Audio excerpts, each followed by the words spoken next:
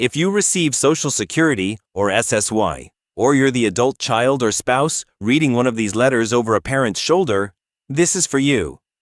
When the Social Security Administration decides it paid you more than the rules allow, the notice it sends often names a large dollar figure, and that's frightening. Here's the calm truth. Acting within the first 30 days is important, because a request filed in that window can stop collection before it ever begins. But 30 days is not the day all your rights expire. There are actually 3 different timelines at work, and in the next few minutes, I'll walk you through all 3, along with the 3 response options you can use to protect yourself.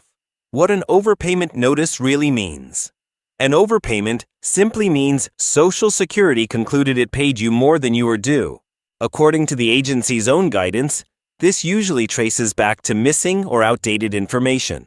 Common triggers include a change in your work or earnings, a change in where you live, a change in marital status, or a change in other income. If you receive disability or supplemental security income, returning to work or a strong month of earnings can create one of these balances before you notice. The important thing to understand is that an overpayment notice is a decision, not a final verdict you're powerless to challenge. The letter is required to state the specific reason the overpayment happened. The amount and the date recovery may begin. Read that reason carefully, because it points you toward the right response. The 3 clocks you need to understand.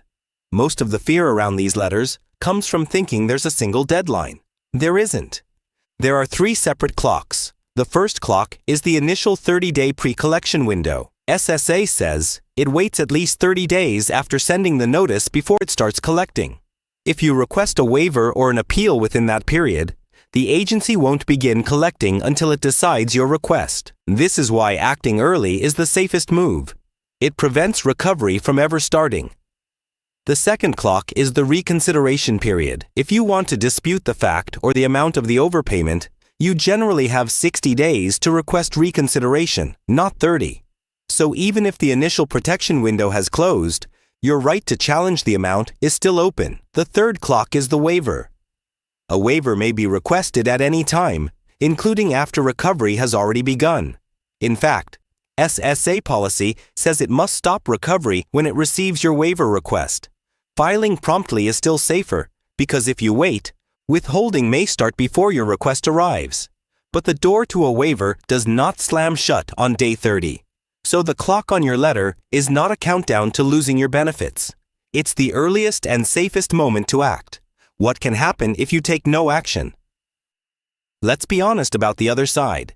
If you neither repay nor file a request, SSA may proceed according to the recovery date and withholding details printed in your specific notice.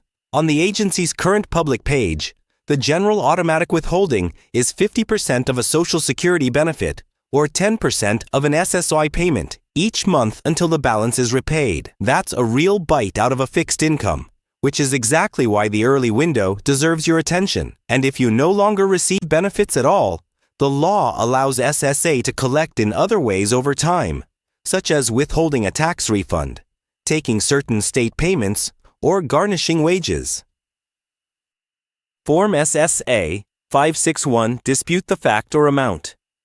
Your first option is reconsideration using Form SSA-561. You use this when you disagree that you were overpaid or you believe the amount is wrong. On the form, you explain why the number is incorrect or why you weren't overpaid at all. This is the path that says, in effect, I don't think this balance is right. Remember, this request generally carries the longer 60-day window. Form SSA-634-BK. Request a waiver. Your second option is a waiver, using Form SSA-634-BK. A waiver asks SSA not to collect the debt. Being without fault in causing the overpayment is generally required. Beyond that, a waiver may depend on whether recovery would cause financial hardship, whether collection would be against equity and good conscience or otherwise unfair, whether a small overpayment or administrative tolerance provision applies, or another condition allowed by law. A waiver is never automatic, and approval depends on SSA's evaluation of your complete situation. But unlike the first clock, You can request it at any time. Form SSA-634. Request a lower recovery rate. Your third option is Form SSA-634, a request to change the recovery rate. You use this when you accept the overpayment and are willing to repay, but the monthly amount SSA proposes is more than your budget can absorb. This one says, "I'll pay it back, but I need smaller monthly amounts." When two requests belong together, these forms are not always an either-or choice. You may request reconsideration and a waiver at the same time. When that happens, SSA generally resolves the reconsideration first, and if any overpayment remains after that, it then processes the waiver. So if you dispute part of the amount while also wanting any leftover balance forgiven, you don't have to gamble on picking just one path. A hypothetical to make it concrete. Consider a fictional example. Imagine a retired widow named Carol, age 71. She receives a notice saying she was overpaid $4,200 because a survivor benefit adjustment wasn't processed correctly last year. Carol believes the error was on the agency's side, and repaying the full amount quickly would leave her short on rent. Because she contends she was without fault and that repayment would cause hardship, she could file Form SSA-632-BK to request a waiver. If she also questioned part of the amount, she could request reconsideration on Form SSA-561 at the same time, with the waiver addressing any balance that remains.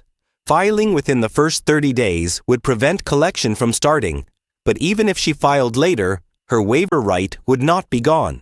What her outcome would be depends entirely on how SSA evaluates the full facts of her case. This is an illustration, not a promise about any real person. Why the withholding numbers changed. If you've seen posts claiming Social Security will seize your entire check, here's the context. The default withholding rate has changed more than once recently. After an earlier lower rate period and a 2025 move toward full recovery, SSA implemented a 50% default rate for many Title II overpayments based on the notice date. The rate on the agency's current public page is 50% of a Social Security benefit, with SSY remaining at 10%. But your individual notice controls and exceptions can apply depending on the notice date, whether you're entitled under more than one program, findings of fraud or similar fault, and other circumstances. So trust the letter in your hand and current SSA.gov guidance over any headline. What the letter does not mean. An overpayment notice does not mean you committed fraud. It usually reflects a paperwork or timing problem. It does not mean you'll lose your benefits forever, and it does not mean the full balance vanishes from your next check without warning. It also doesn't mean every unexpected deposit was an overpayment. A cost of living increase or a retroactive payment is not the same thing, so read the stated reason before assuming the worst. Your safe action checklist. Start with the letter itself.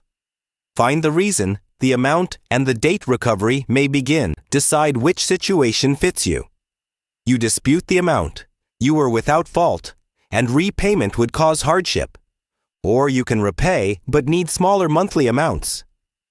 File the matching form, the 561, the 632-BK, or the 634. And remember, you can pair reconsideration with a waiver. Acting within the first 30 days is the safest way to keep collection from starting. But a reconsideration generally has 60 days, and a waiver can be requested at any time.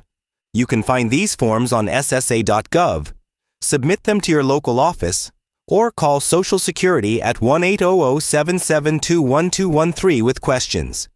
Keep a copy of everything you send and note the date you filed it. If reading a government letter feels overwhelming, bring in a family member or a qualified professional.